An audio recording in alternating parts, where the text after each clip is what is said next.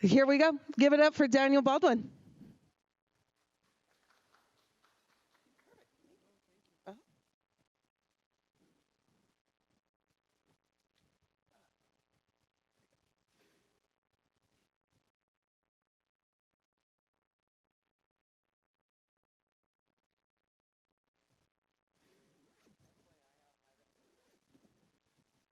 Non-industry analyst coverage.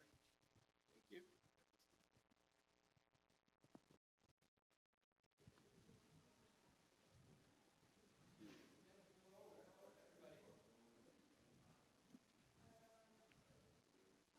Should be good. Hello, hello. Check, check, 1, 2. Perfect. So my name is Daniel Baldwin. I am the CEO and co-founder of Game Day, or as we like to call it, Game Day Universe. Our mission is to enrich lives, to help build and support communities, to create spaces for teamwork, provide opportunities for leadership, and we do that through our immersive STEM academic programs and our workforce development programs. What I'd like you to do is imagine transforming the passion for gaming into a powerful force for education and career development. This is Game Day Universe. It's an innovative fusion of esports entertainment, immersive STEAM education, and workforce development, all within our nationwide network of state-of-the-art technology event spaces. At Game Day, we're not just reimagining gaming, we're reshaping futures and supporting the communities we're in by leveraging the universal appeal in gaming, which touches 75% of Americans nationwide.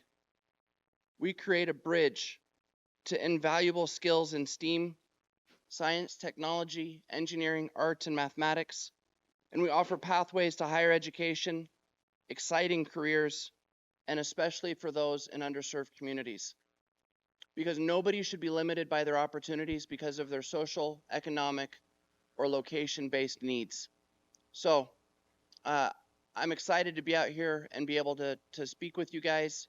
Dee, am I being joined by you today as well? I'm not positive the format for the Fireside chat. I think we're supposed to engage.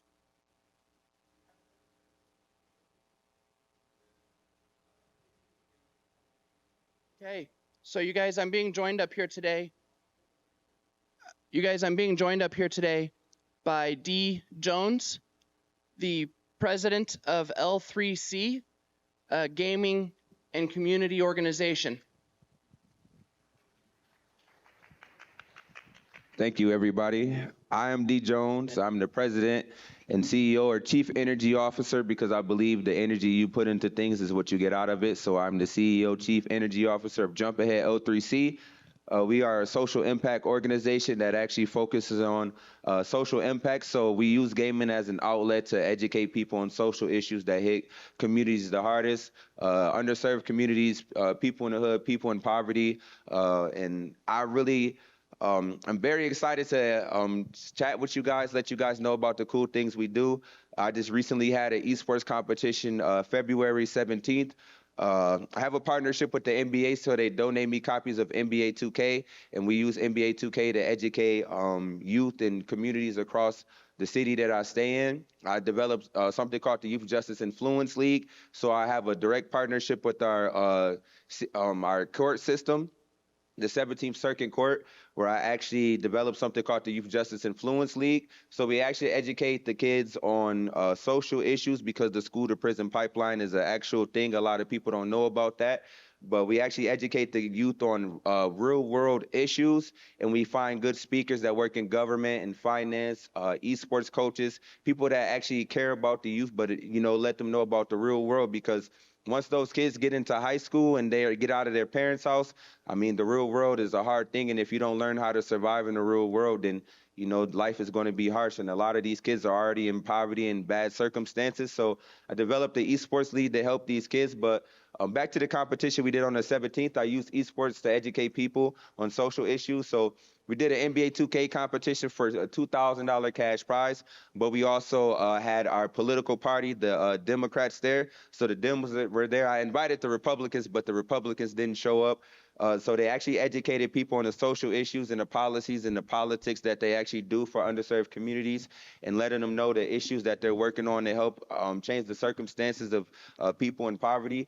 We also had Consumers Energy there, who actually brought 6 electric vehicles. So we actually educated people in the hood, in poverty and underserved communities on electric vehicles. They learned where chargers were. They learned how to charge EVs. They actually got inside EVs. So we got at least 30 plus people from the hood, young adults, young kids inside EVs. We also had a solar panel there. So we educated them on solar energy and green energy and infrastructure and finances. So I'm looking forward to this chat. Thank you.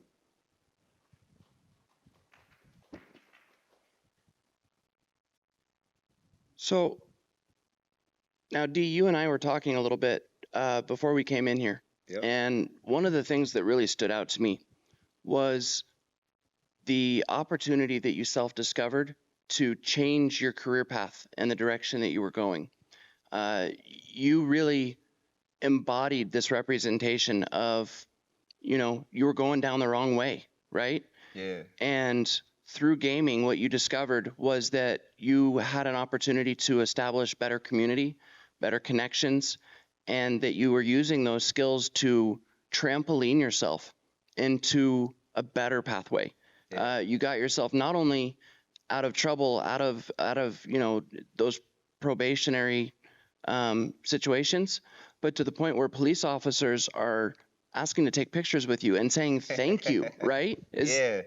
So it's crazy because I actually started last year. I've always been a gamer, always loved video games, been a game head since I've actually seen video games. But I wanted to do something positive for my community because we didn't have esports. We had basketball, we had all the traditional sports, but I didn't see, and I knew we had esports, but it was predominantly white people that were doing esports, and we didn't have esports in the underserved communities and people in the hood that actually were doing gaming competitions. So I went to a Detroit Pistons game because I stay in the state of Michigan, and I ended up seeing the platform, the Pistons GT, and seeing that they were doing like $1,000 esports competition and giving away jerseys and stuff like that. And I was just like, all right, I'm a gamer. I need to do something with my company. So I ended up doing $1,000 esports competition, connected with the NBA, people on LinkedIn, and ended up getting 8 copies of NBA 2K and built a partnership with the NBA and did an esports competition. I was able to get our sheriff's department to actually sponsor it, which was pretty cool because a lot of people get locked up in the trenches and they don't understand this difference from city police to sheriffs. So it was cool to have our sheriff's department there, and a lot of our politicians from the county, the city, state representatives, state senators, they all came to the esports competition. My very first competition, I was able to get Steelcase, which makes furniture. Steelcase is a global company in the city I live in, and they make esports furniture. I was able to get a lot of organizations that never really got activated into esports or wanted to get activated into esports, but nobody were doing the competition. So yeah, I have politicians. I've been able to educate politicians. Me being an advocate, going to Kent County Board and City Council and speaking to them. I actually got the Kent County Board to actually put together a budget. So I actually be helping build esports labs, and I'll be getting paid about $25 an hour to consult with them. So just speaking out and just, I would say, just sparking the passion that I have, and just going out there and going after the goals and visions that I've seen have actually created a lot of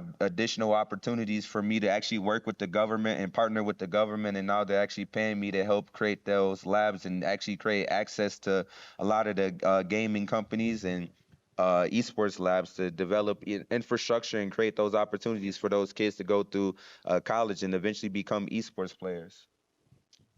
So I think that's really amazing. And you mentioned a couple of things there. First is, through gaming, you took a situation where I think common ground isn't often thought about, right? the sheriffs and the police officers are on one side, and then you're on the other side. And there is a lot of people that probably identify with that divide, right? Yeah. And through gaming, you found this common ground. You found this connection. And really what you found was the opportunity to build and support community and create this rapport and this building relationship, right? Yep. And one of the words that you said is access. At game day, we have this phrase that we talk about. We've all heard knowledge is power, right? Yeah. And we don't believe that. It used to be knowledge is power. And that's where the power of a university degree came from, right? Is they could control and gatekeep the access to that knowledge to the elite few, to those that could afford it, to those that were in the right social or economic situations. And knowledge is no longer where the power lies. It's access to that information. See, anybody with a phone, anybody with technology can have some of that knowledge. And so it's not something that is as valuable as it once was, but now it's creating the access points.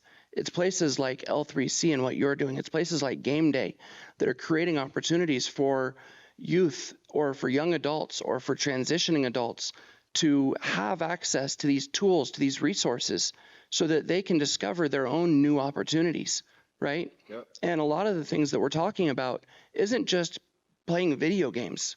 It's not just going and wasting 5 hours playing some Valorant or League of Legends. It's actually the connections from those video games into education, right? It's into science, technology, engineering, arts, mathematics. So STEM, or I guess it's turning into STEAM now, right? Yep. But it's taking someone that's playing Minecraft and showing them how they can learn about architecture or city development or planning. It's taking someone who's playing League of Legends or Call of Duty and showing them how they can get into project management or getting into leadership, right? Someone who's playing Rocket League. I mean, I like Rocket League. I like to go play some Rocket League, but you're learning strategy. You're learning teamwork, communication skills, leadership. You can take someone that's playing Rocket League and put them with a team, and they can transition those skills to take them further on in their lives, right? Real careers are being developed, and it's not the careers like I think a lot of people think of, which is just development or gaming careers, or I'm going to go work for Blizzard or Riot. These are careers in the military. These are careers that are in companies like IBM or Microsoft, or even a lot of local community government and politics. Yep. To have these abilities to communicate, to strategize, to stay calm under pressure, to handle stressful situations. These are all things that can be learned and transitioned directly from gaming. One of the things that we felt was a huge impact is the research, right? The research about gaming, that when someone has an opportunity to learn something in a gamified environment, they can learn it up to 2 times faster than learning in a traditional environment. When it's learned in a gamified environment, that same research shows that there is an 80% performance improvement, that there's a 60% retention improvement, and that there's an 80% application improvement. So what that means is that not only did I learn it faster, I retained more of it, and what really counts is whether or not I can apply it, right? Mm-hmm. If I learned it and now I can use it for something. Different things too. And people that are learning these things in gamified environments, their trajectories are higher. And one of the really neat things is the communities that are forming around this, right? Yeah. You don't just have a bunch of kids and young adults that are on a one-way ticket to mom's basement. Mm-hmm. You actually have people with ambitions and career goals. They don't want to be where they're at. And so what they're using is the gaming to move their lives and their entire communities into a better direction. Yeah, and a thing that I wanted people to know is, like, I started my first esports competition. I did my first esports competition April 22nd. And I'm a visionary. I've always had a global vision for things that I wanted to do. But my first esports competition got me recognized by an esports league called the Ultimate Endgamers League, which is based in Virginia. They found me, and now I'm actually, from all of the esports competitions, I was doing $1,000, $2,000 esports competitions. They found me, and I was able to bring them, which they already had a platform where they were competing for $100,000. We actually I actually helped them bring their $100,000 esports finals to my city. And June 8th, they're going to host the $100,000 esports finals at the DeVos place, which are billionaires. Did you just say $100,000? $100,000 esports finals at the DeVos place, which are billionaires. And we're going to be doing that June 8th. So this, this having the passion, the energy, putting the love into what you believe in gaming is bigger than video games. There are careers, there are opportunities, there are people that need to see that this is possible. You need to break those societal barriers and inspire and spark innovation because if I never did these esports competitions, I would have never been able to do the things that I'm doing. I even became vice president of a esports organization in Detroit, Michigan, where we're developing a film called Gamers. We have a energy drink. We also have a esports cafe, and we have an app called Play Esports, which I have the hoodie on. And so if I never did these esports competitions, I actually have careers now where I actually oversee a lot of these things and actually give creative feedback to the film we're developing. And we're actually going to be speaking to Disney about the film and getting it on Netflix and all of these different outlets. And just showing the youth that, I'm a living example of, going out there, sparking innovation, hosting the esports competition and advancing your career and also bringing tourism, bringing different companies, bringing that economic impact. I'm really big on economics and we're going to have a large economic impact. I'm talking about bringing $100,000 esports finals to the DeVos place, which are billionaires. And then I sat there on a call with the DeVos place and they said that they want to continuously host these competitions and bring the finals there. And the UEL was actually out there in where were they at? They were in Qatar and connected with the Qatar government, so they possibly might get a investment from the Qatar government, and that's pretty cool because now we're building all of the synergy. So once we all come together and we align and we host that esports finals June 8th in the city at the DeVos place, it's going to be huge, and I just look forward and excited about it. So I'm just a true example of just going out there, going after your passions, going after your goals, and showing the youth and young adults and anybody that if you have a vision and if you have a vision for your life and you want to go out there and do something beautiful and spark innovation and have an economic impact, that it actually can happen. So, a couple of things I hear there is those aren't small titles you're throwing out. And I'm not talking about the gaming titles.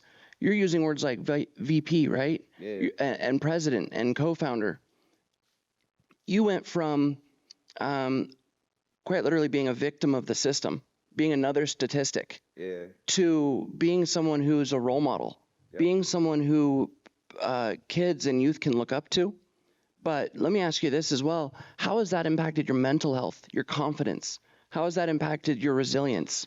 Oh man, I would say I have an undying confidence, but I'm a very confident individual, and I believe the challenges. I love to be in leadership positions and do the hard things.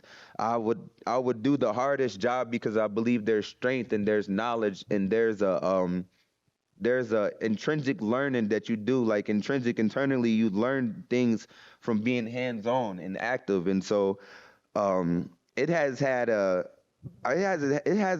positive impact on my mental health because I'm always happy, I'm always positive. But I think the thing that really gets me is just hearing the stories of thank you for this or funny stories. So I actually was somebody who went to the criminal justice system when I was young. I actually brought a gun to school, and I wasn't trying to kill anybody. I was just trying to impress people that I was smarter than people from the hood, just like me, and just trying to let them know I was about that life.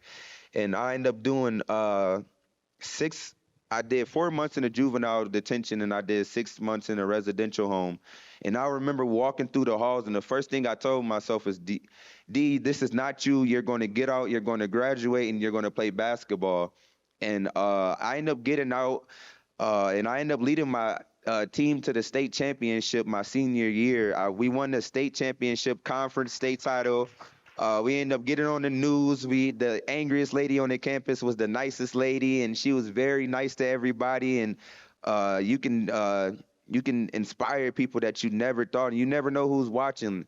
And to this day, like the kids that just let me know that, hey, you inspire me. You let me know that I can do anything. Like I stay in the second worst city for economics in America for African Americans to live. And so a lot of people are just they love the things that I do, and I can't stop. Like if I stop, then who's going to do it? Who's going to pick up that baton and run and spark that innovation and that passion and lead that next generation of leaders and let those kids know that are in the Youth Justice Influence League that are on probation and surveillance, that you can be that gamer, that you can be that person that works in Hollywood, that you can work on esports productions.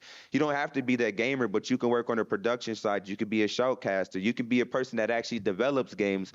I also work for a company called Black Point BR, and we're developing a game on the Unreal Engine. Epic Games developed the Unreal Engine, and so I actually help develop infrastructure and connect colleges, universities, communities, um, all of those different organizations to Epic Games and help them get access to the educational tools that they have to spark innovation, design video games, develop video games, work within the Fortnite ecosystem, and I can't tell you how it just helps me just feel like being able to get access to, one of my favorite games, but also help organizations across the United States. And Epic Games goals aligns with the United Nations goals, which my goals align with the United Nations goals of getting people out of poverty and helping create economic impact and affordable housing and clean water and those different things that a lot of different countries suffer from. So I love, and the energy goes out to those different countries, and eventually we'll get out there and create an economic impact and positively affect lives across the planet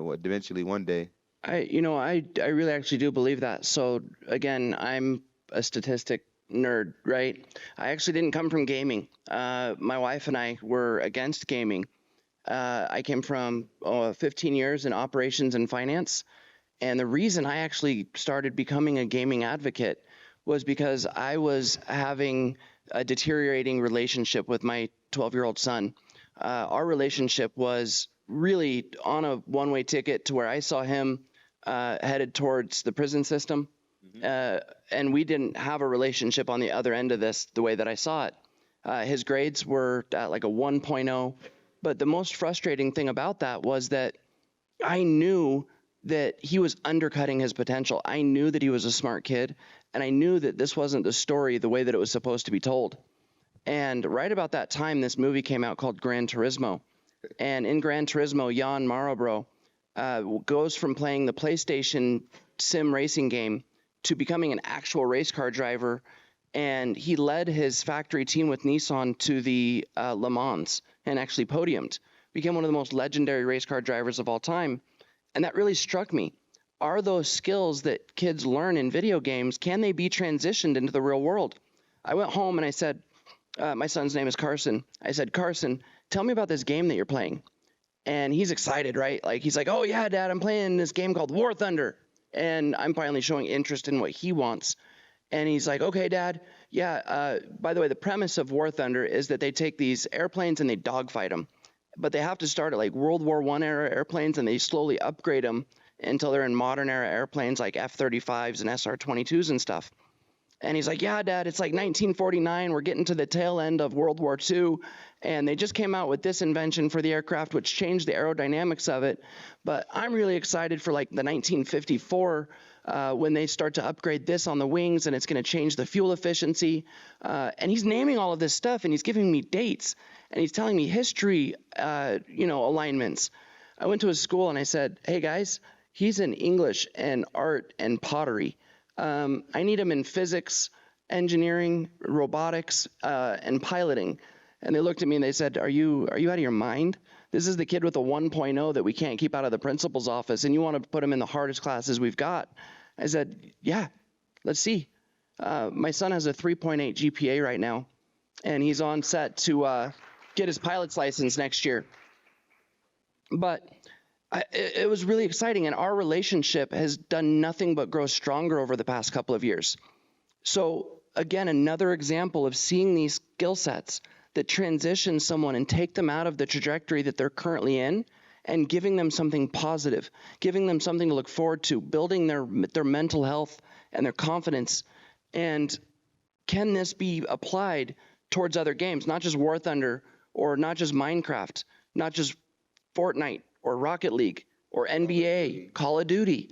All of these things have one thing in common, and that's the fact that they build communities, they give opportunities, and they really do develop these skills that are transitional. And so I would say if you want to, really support a lot of the things that me and Dee are talking about out here, go take a look at L3C. Jump ahead, O3C. Jump ahead, L3C. Go take a look at GameDayEsports.com or GameDayUniverse.com. And what you'll find there is that whether or not it's in Michigan or Salt Lake City or Atlanta or Las Vegas, you're starting to have these innovators and these leaders pop up that are driving this forward, but the industry is still so young, right? I think a lot of people, if we were two other companies that were not in gaming, we would be competitive, right? Yeah. My company would not like your company because we would be against each other. But actually, that's not the way that it works in this case. I want nothing but to support your company, because the better I can build you and what you're doing, the more that supports me and what I'm doing. And I think that that's another example of how gaming communities are so supportive. And one thing that when you look at these community growths, right? Mm-hmm. A lot of people say, I'm gonna get a job and I'm gonna finally get out of this place. I'm gonna leave my community. I'm gonna go somewhere else. But that doesn't help the community. That actually destroys the community, right? But with gaming, and because of the access that it provides, you have people that are actually able to stay within their communities and help elevate the community as a whole, right? Yep, The rising tide lifts all ships. Yep. And so you don't have to leave the community in order to create these opportunities. You can actually build the entire community as a whole. Again, you said tourism, right? Yep. Bringing project development, helping out the community government, helping out politics. The government love those tax revenues. They love those people that can bring those tax revenues. So that's the cool thing about it. And about the game design part too, is just the cool thing about games is that you can create an ecosystem. You can create communities. You can help communities. You can bring economic impact. So those, indie game developers that have, cool ideas and want to be able to develop a game, like, think of the positive impact that it can have on the planet. Because think of our favorite games that we love, that we, kick it in with our friends or our loved ones, and we play those games, and it help us build us, it help us build that love, it help us build that passion, it help us build that community, it help us build that sense of togetherness. And I just want people out there that have an interest of gaming. If you have a cool video game that you want to develop, think of all of the people that can play it. Think of the esports competitions and the impact that it can have. Like I said, like I work for a video game company called Blackpoint BR, and some Special Force veterans are developing a game on the Unreal Engine. And as of now, they're in North Carolina working with young kids in North Carolina at the North Carolina Esports Academy. And they're working with these kids, and they're getting hands-on experience with the Unreal editor for Fortnite. And they're helping us develop this game, and eventually we'll be getting some grant funding from Epic Games to develop this game. And eventually we're going to have that beautiful game that will be just as cool as Call of Duty, but it actually be some Special Force veterans, people who actually served our country, actually developing the game. And so it's going to be different. And they have a lot of games and cool stuff scanned into the game. And I'm very excited about this game because it's going to bring economic impact. But as I was saying, not just that, but the Ultimate Endgamers League, the esports league that I actually helped bring to our city, they actually have a unique spin wheel, which they have 33 different titles. So they play 33 different titles, and they spin in whichever title that it lands on the spin wheel, they play that game and they compete for points. And the game that we're developing is actually going to be a game that will be on that spin wheel. Once that game is finished and developed, it is going to be played in this professional esports league where I'll eventually have a team and they'll continuously come to my city and compete. And so I want people to think about the infrastructure and the cool things of how a game can actually have a large impact on different facets of life and different facets of business. So that's one of the cool things that you're saying there is if someone had a game idea, right? They've got this concept in their head. I don't know anything about development. I don't even know where to start. I don't know how to build or develop a game or work with Unreal Engine. Yep. But within these communities, right? These communities stretch across the nation. They actually stretch across the globe. Yeah. And before you know it, I might not know those things, but I bet you there's someone within the community that does. Yep. And how fast do you see people jump on to help with these projects, to create support networks? And next thing you know, it goes from concept to design. You're recruiting a team of people that are helping you develop it. And then it's on that spinning wheel And again, the mental health impact, the confidence that that provides, letting someone know that it's not just a dream, it's something that's truly possible and probable if you take the chance and put that first step forward. Yeah, like I said, I'm a living example. I eat, breathe, and poop this stuff, as they say. And I'm just very like, it's just crazy because I really started a year ago. And under a year, I helped bring 100. I started from $1,000 to 100,000. It's 100, like 100 times the impact in under a year. And I put all the love and energy and passion I had into this. And the crazy thing about this journey is it's like this is just the beginning. This is just the beginning of the cool things that I've been doing, the economic impact, um, the change of shifting people's thinking, getting people to get out there and go after their visions, and helping those indie game developers and those visionaries and young people that want to get into gaming, and inspiring those parents to let their kids be gamers and actually support their kids if they want to eventually get that gaming PC or they're on the Nintendo Switch or things like that. People also don't know, like with the Unreal Engine and the creative side of Fortnite, you can actually develop your own universe using the Nintendo Switch. So you can actually use the consoles, and it's a pretty cool thing. So I just really want to be able to broaden people's horizons with gaming, just because it's bigger than just picking up a controller. Like, this creates economic impact. It breaks societal and social barriers. Like I said, I have police officers wanting to take pictures with me, and so they can show their kids that I'm the guy who's bringing video games to their schools and around the community and doing cool things. And I'm just very excited to be able to. I'm thankful to even be here. Like, last year, I was here at the Internet 2.0 conference, and I got an award for being a visionary, but I never thought that I would be here speaking on a panel. I wanted to speak on a panel last year, but I never thought that I'd be here at the Caesar's Palace and speaking on game design and just the beautiful things that gaming can do for a society. And we're going to push that. We're definitely going to push that. We're definitely going to push the boundaries here. That's why we're sitting here, to push the boundaries. Well, I definitely think that that's amazing, and I can already envision next year, right? Next year, we're not just going to have you and me up here, D, but we're going to have more people, right? Each year that this has moved forward, it's grown, and the impact has grown, and the recruitment and the momentum has grown. And so, again, I would encourage you guys, whether it's you, whether it's a friend, a child, somebody you know, help them get involved. And if you don't know where to start, two great places to start. Again, go to gamedayuniverse.com or go to Jump Ahead L3C or thejumpahead.com. jumpahead.com or jumpahead L3C, and you guys can find a way to get involved and help us continue this momentum and this traction that we've gained.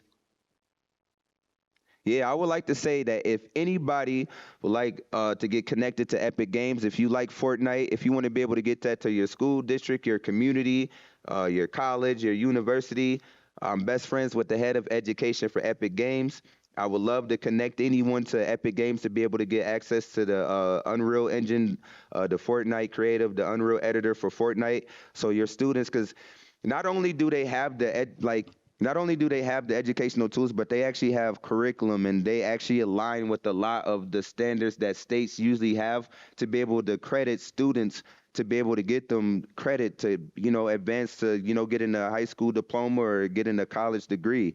And like I said, these goals align with the United Nations. So you can actually gamify your classroom and actually educate the students on the different subjects that you educate them on in the classroom. But use esports and video games, games that they're always known, that they're watching videos on, that they're watching live streams of their favorite players.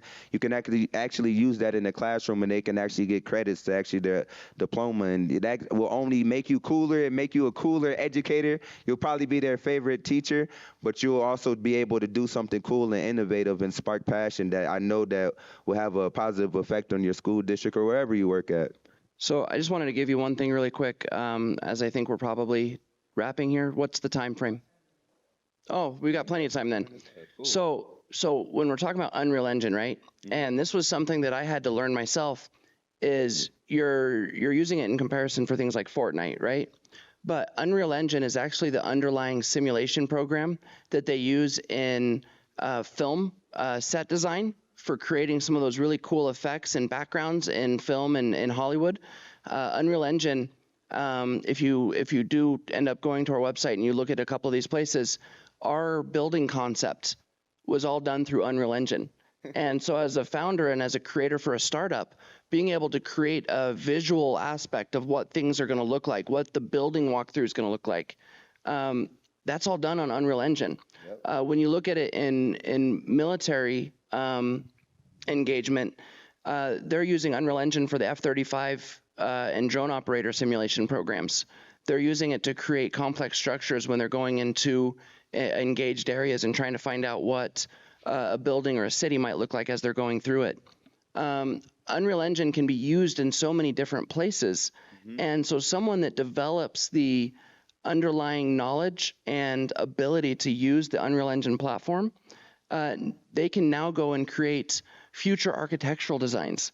They can now go and help create value for founders and startups or for companies that are looking at expansions. Or renderings and all kind of things. So develop films, videos. A lot of people use it for videos and different things. So the Unreal Engine is just bigger than just developing games, but it hits all different kind of aspects and things that you wouldn't even notice. And a lot of the big companies that you probably love and brands that you love have actually used the Unreal Engine to actually, put some of their products and develop some of the prototypes for their products actually.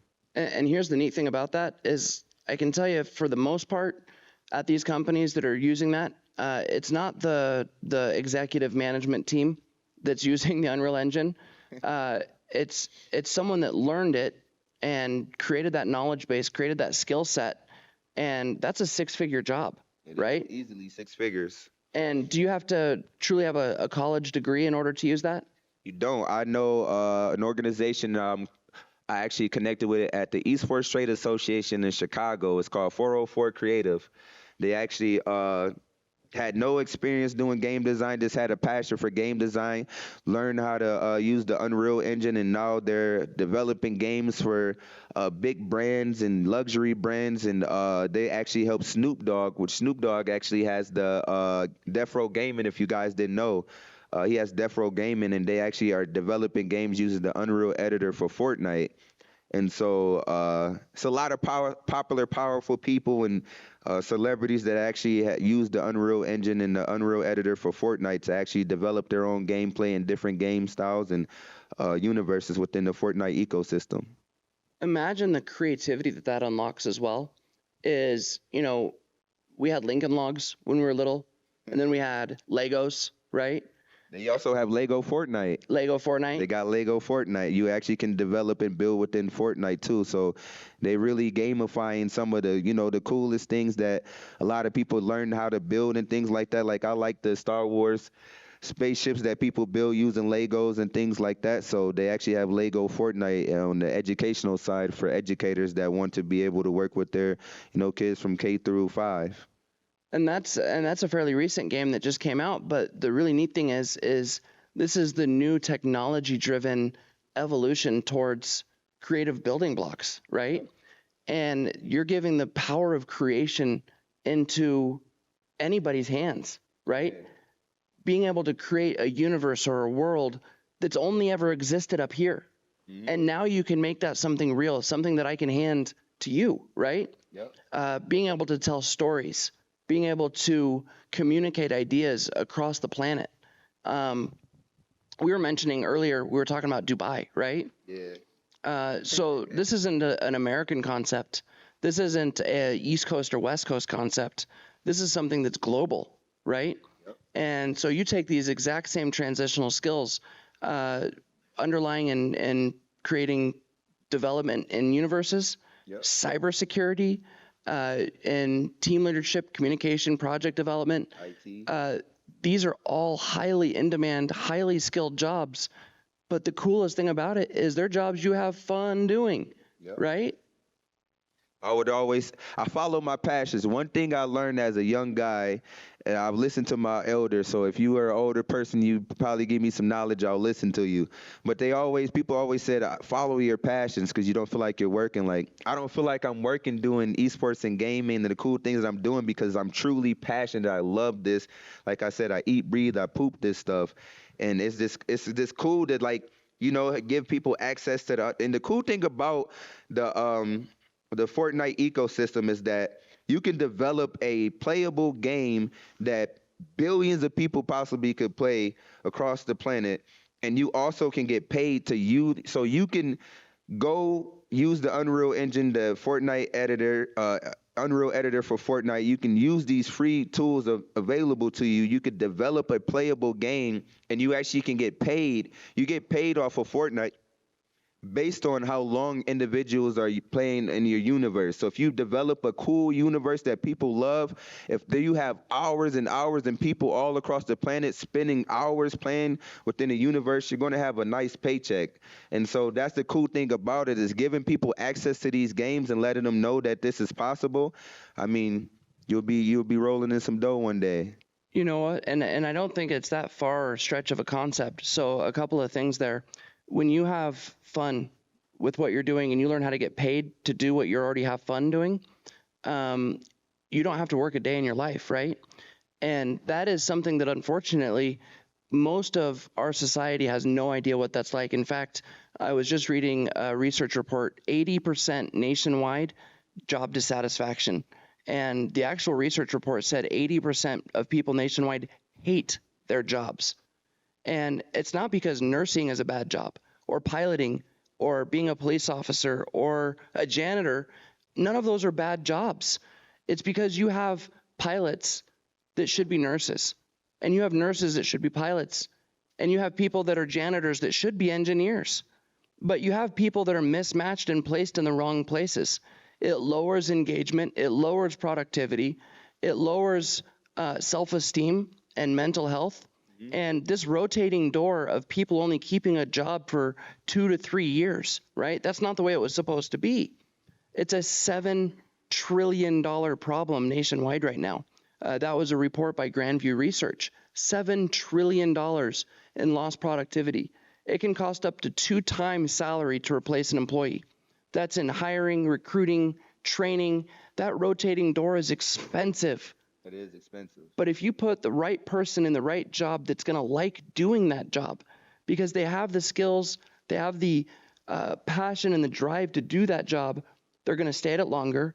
They're going to produce at a higher productivity level. Mm-hmm. They're going to have a better mental health. They're going to have a better engagement within their employee dynamic interior-wise, right? Yep.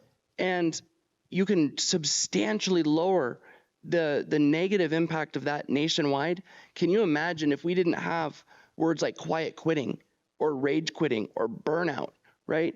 I have heard those terms so many times lately. But you know what I don't hear? I don't hear gamers saying, I'm going to quiet quit this game. I'm going to rage quit this game. No, that doesn't happen, right? People like doing those things, but it's not that it's the game itself that they like doing. It's this underlying skill set that they're using. It's that teamwork, that leadership, that communication, problem solving, critical thinking, soft skills, hard skills, right? Yeah. If you can take and transition those skills into real life things, just like Jan Marlboro did with Gran Turismo, if you can transition that Minecraft player and show them how those skills are related to architecture or planning or development, if you can show someone how Call of Duty makes you a great team leader, can make you a motivational speaker, can make you a good friend, right? Someone just has to take that first step and let you know that you're allowed to do that. And I think that that's people like myself and like you, D, that are kind of leading the way on that. But it's not just us up here, guys. There's people out there like Gordon Hinkle, Ian Coyne, Rob Schiarini, Marcus Esports Howard. There is amazing people all around that are helping us lead this charge. And we're all working for different places, but we're a community within the community because we all support each other. Yep. Yeah. Shout out to Gordon Hinkle, man. He put on the Super Bowl esports event here in Las Vegas for the Super Bowl, which was the official Super Bowl esports event. But Proud also to say my Game friend Day Steven co-sponsored that. Also Steven Isaac, who's the head of education for Epic Games. Just being able, only 1% of the gaming industry is African Americans. And so me being up here is helping me bring diversity, equity, and inclusion to the gaming industry, which is very, very needed. I'm a very diverse. I hold people to a high ethical standard, and I feel like in a lot of industries we don't get those ethical, good business practices. And I'm always a people first person. That's why I'm a social impact organization because we want to have a social impact on society and impact society positively, and then we do the profit second. And so I believe that the best businesses on the planet are people first businesses, and putting the people first and reinvested into the people that help you get those substantial and record profits. Like that's the thing that I'm very passionate about, is just being able to bring ethical business practices to the gaming industry. Because I mean, people of color, I believe we have like $1 trillion in spending power, but we need to start developing these games. We need to start using our brains, and just different people from different backgrounds and ethnicities. We need to start being the people that develop these games and creating jobs and careers and infrastructure for our states, our cities, and inspiring the next generation of gamers and people that want to design video games. Well, Mark Twain said that travel is death to bigotry. When you expose yourself to new cultures and new people, it's hard to stay bigoted and narrow-minded, right? Yep. And one of the really neat things is gaming doesn't require the getting on the airplane first. All you got to do is log into the console, and you're exposing yourself to new communities, new people, new cultures, new language, and building that community. D, I've got to tell you, man, I am nothing but impressed, and I'm excited to have made a new friend. I appreciate. Nice to meet Absolutely. you too, man.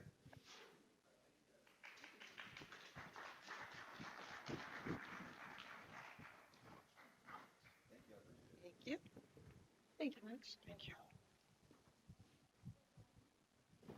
All righty. One more time for the gentleman. That was a great talk.